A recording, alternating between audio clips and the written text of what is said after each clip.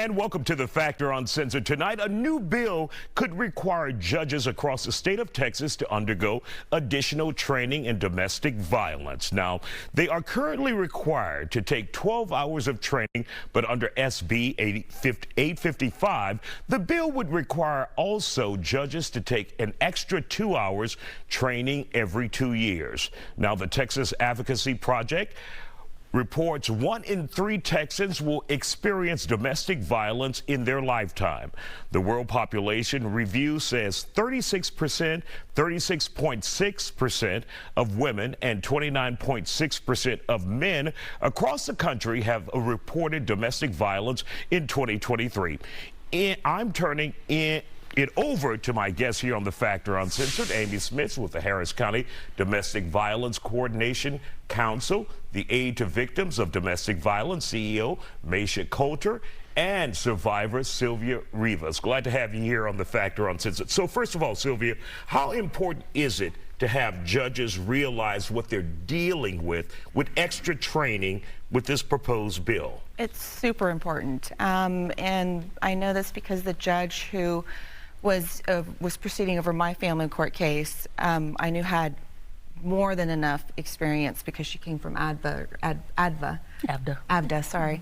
And it's basically because she was the judge overseeing my case is the reason why I'm here, and my success story with my son as well.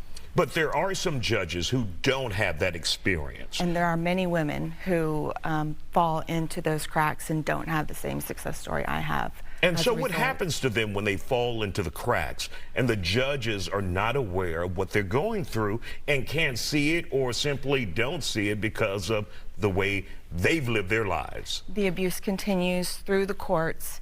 The abuse continues through the children, holding the kids hostage, you know, that sort of thing. And Amy, so let's bring you into this conversation. What are we hoping to do with this legislation? Well, kind of to answer your first question, what can happen is women can die. Harris County has the leading number of domestic violence homicides, and so what can happen is women are dying, and women and men are dying because of domestic violence.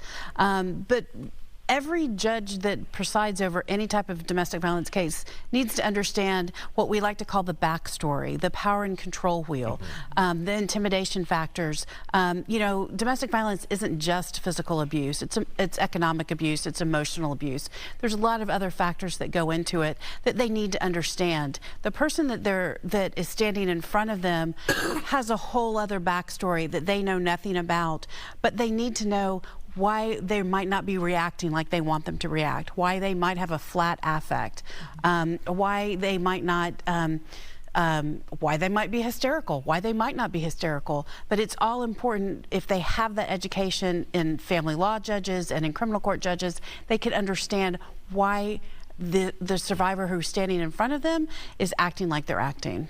And Maisha, there has been an increase in domestic violence cases since the pandemic. Absolutely. And courts are filled with them. How important is it that judges don't gloss over them?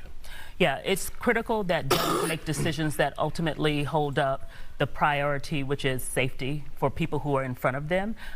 We want to make sure that when judges are hearing these cases, one, it's the responsibility of the judges the attorneys who present the cases to them to educate them about the circumstances of their clients, right? But in addition to that, judges need to have a lot more understanding about the nuance of domestic violence. So if I'm presenting a case to a judge and I say that it is important that visitation be supervised with one of the parents, and the reason is because the parent is been abusive toward the other parent in front of the child.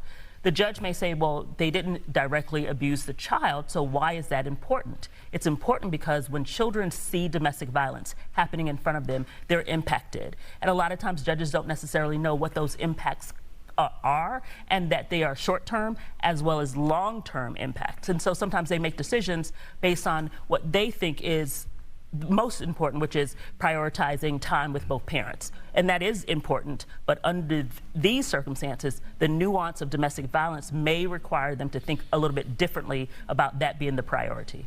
And Amy, most judges are elected by the people.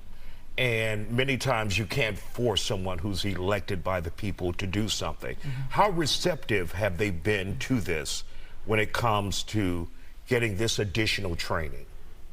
It varies by judge. We have some judges that are fantastic that take in all the education, all the training. They participate in a lot of our stuff. We know some judges, when they get on that bench, they get a godlike complex. Right, and we also know some judges that are not as eager to learn.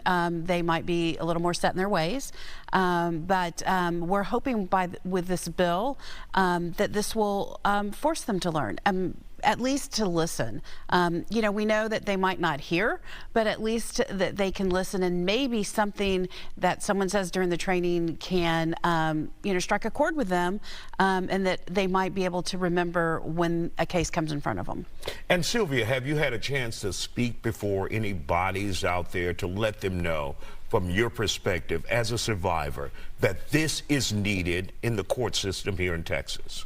I would say just in my different Facebook groups with other moms who are going through the battle that I went through a few years ago, but not directly to any judges or And how any have power. they received you? Pretty well, pretty well. I've been able to basically just help a lot of other women kind of navigate their way in through the system, because it's very difficult.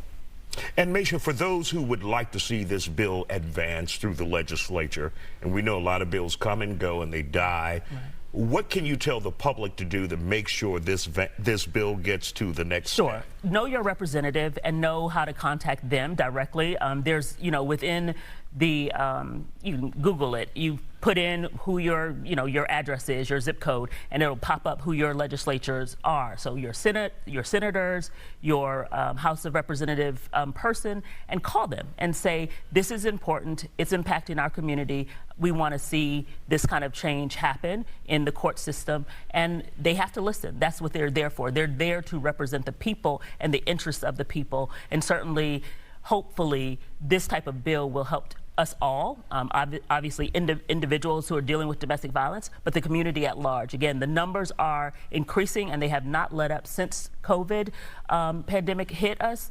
And unfortunately for Harris County, the fatalities are what we're even more concerned about, is these no return situations. Yeah, we've seen a lot of deadly situations here in Harris County. Ladies, thank you for joining us here on The Factor Uncensored. If they don't vote like you want them to, vote them out.